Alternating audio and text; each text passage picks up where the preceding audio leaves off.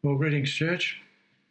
I'm giving you a video this week just to have a little bit of a change around, make things a bit different.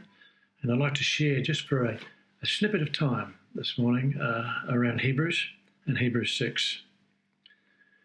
Because we're living in this day, which is just a little bit different in it, and we want to keep on pressing in. We want to keep on focusing, and it's not a matter of being letting go because, we can't gather as a particular body of people in the church at Frontline, but we are to be Christians, spirit-filled Christians, filled with power, filled with glory, 24/7, wherever we are, in our business, in our play, in our gathering together, anywhere where we go.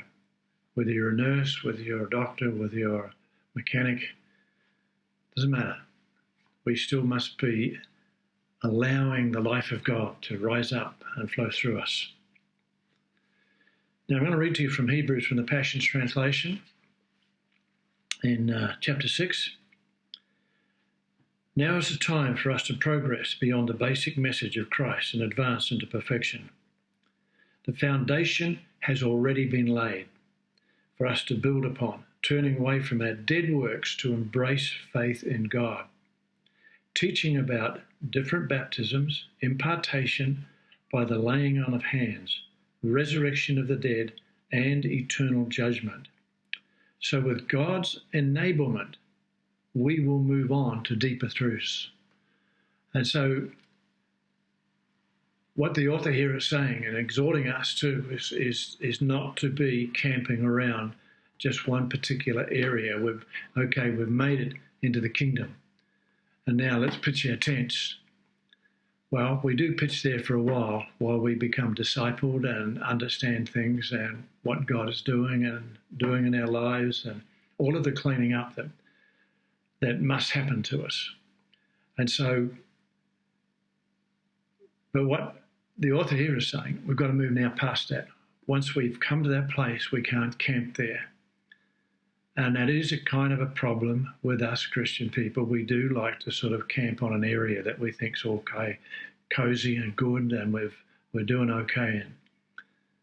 But we've got to understand that the prompting and the leading of the Holy Spirit is to take us deeper and deeper and deeper into truth, so that we become what is spoken of, and we're going to go there shortly in Romans, that we become the manifest sons and daughters of the living God, so that we are seen that we're ordained to be a people of power on this earth. And it's something that we should never even consider backing away from. Doesn't matter what flack we get or anything else, but we should continue to press into that. And so what I've just got here, and I'm just going to use a few notes here. So moving on to maturity means that we must stop camping around the dead religious works that we get involved with. We must stop camping around offences that come our way. I'm not talking about cattle and sheep fences. I'm talking about the offences, the things that touch you right in the centre of your soul. We need to get rid of, now hear me in this one, camping around agendas. Agendas, they can be good, but they can also be bad. And if they are agendas in the spiritual realm to where God has not called us, then they can be quite disastrous to us. Moving on to maturity simply means moving into the realm of not just knowing, but taking the next step into being. Moving into being what God has called us to be. Being that man, that woman of God. And this goes for you too, young people. It's not just maturity, doesn't just mean you've got to wait until you get to be 30 years of age. I've seen young children around the 6 and 7 year age of age pray for people and people get healed, filled with the Spirit. The manifestation is not the manifestation of our flesh. The manifestation is the manifestation of Christ within us. And don't forget my favourite verse of all times, that we have become one spirit with Jesus Christ. In 1 Corinthians 6, I think 17. Don't forget that. Go back and keep meditating on that, because that is so powerful, church, so powerful for us to understand that we are one spirit with Almighty Jesus. That's why we are more than conquerors. And we need to have that understanding and revelation within our heart and our spirit. So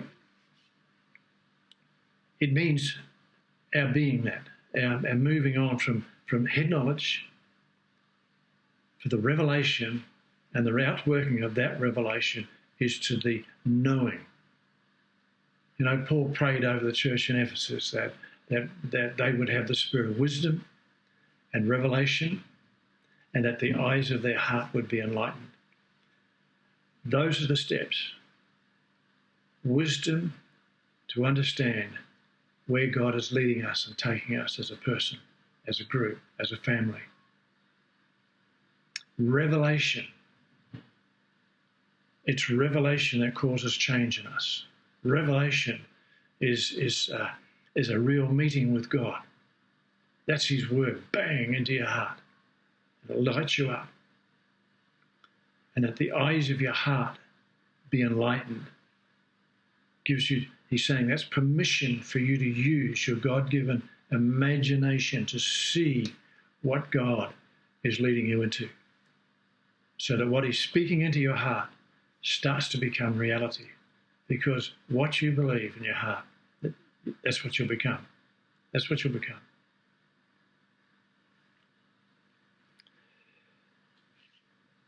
Romans 8:19 in the Passion Translation, I love the way it puts it here. The entire universe is standing on tiptoe. How's that? Yearning to see the unveiling of God's glorious sons and daughters. For against its will, the universe itself has had to endure the empty futility resulting from the consequences of human sin. Now, hear what the scriptures are saying here. The entire universe, that against its will, has had to endure the empty futility resulting from the consequences of the fall and sin. And so the entire universe is standing on its tiptoes, yearning to see the unveiling of God's glorious sons and daughters. Why? Because they're going to turn the balance around. When we are made manifest on the earth in that way, when we have grown in maturity, grown in understanding, and we begin to manifest the life of God through us, not seeking our will, not seeking our glory, not seeking any positions for ourselves, but coming as sons and daughters, yes, but as servants of the mighty and righteous God, to present His life into this world, to turn the tide of what the earth has been enduring. That's an amazing mandate for us as a church. And so what we need to get past and to grow out of is our own little closeted area of who we are and what we are, and we're camping around that. Let's broaden our vision. Let's open our eyes. Let's go beyond that into the realm where we understand that we are here for a greater purpose than us on our own.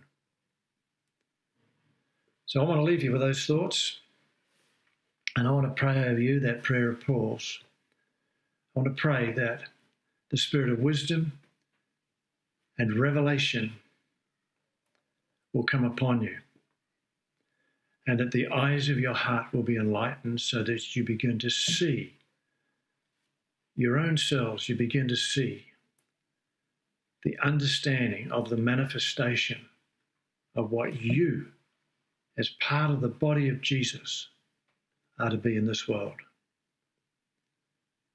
I love you, church, and I just pray that you continue to press in and don't sit back and kick your heels up too much, but just get in there, read your word, pray, seek God, open your heart to revelation. God bless you.